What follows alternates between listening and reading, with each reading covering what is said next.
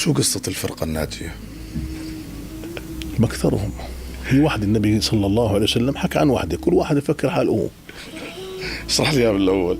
ما بدي أشرح لك، بدي أعطيك اللي بريحك سيدي. الله يبارك في حياتك. بدي أعطيك كلام عجيب.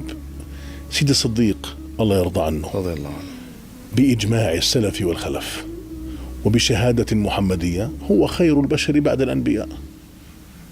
خير البشر صحيح. بعد الأنبياء سيدي الصديق قال والله لو دخلت يميني الجنة ما أمنت مكر الله أن تدخل شمالي. بيجي الشيخ صار له بيصلي 3 سنين بيحكي عن حاله أنا الفرقة الناجية. حلوا عنا يا عمي، كل يغني على ليلى. الفرقة الناجية من كان على هدي النبي الأكرم بكامل ما جاء به رسول الله من رحمة وعلم وسنة وعقيدة. مش والله أنا أزعم أنني أقلده وأنا صاحب غلظة وشدة. فأنا بقول الفرقة الناجية الجميع يقول أنه هو. يعني هي نقدر نحكي أنه اللي هي تكون على هدي النبي. سيد النبي دلنا قال ما عليه أنا وصحبي، الذي عليه النبي الأكرم والصحابة الكرام. طب مين أقرب ناس لهذول الأزمنة؟ القرون التي شهد لها سيدي بالخيرية. خير القرون قرني ثم الذين يلونهم ثم الذين يلونهم، يعني 3 قرون. هاي القرون التي شهد لها النبي بالخيرية صلى الله عليه وسلم كانت فيها نشأة الأئمة الأربعة.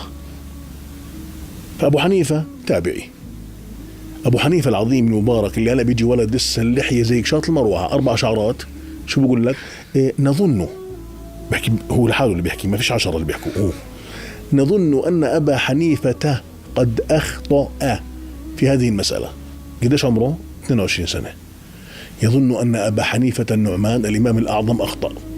هذا أبو حنيفة عاش في الكوفة. الكوفة عاش فيها يا شريف 1800 صحابي ما شاء الله. أخذ العلوم من الصحب الكرام. أقل ما قد روي عن أبي حنيفة أنه أخذ عن 6 من الصحابة، 10 صحابة. فهو شاف في عينه اللي عاشوا مع رسول الله صلى الله عليه وسلم. فإذا الفرقة الناجية من سارت على نهج هؤلاء أبو حنيفة ومالك وأحمد والشافعي هذول. وجاء في الآثار والشيء يعني يصحح بالشواهد إذا كان في كلام عند العلماء إنه سيأتي فتى من قريش يملأ الأرض علما. أجمع العلماء أنه الشافعي. صحيح. تخيل أن الرسول الأعظم حكى عنه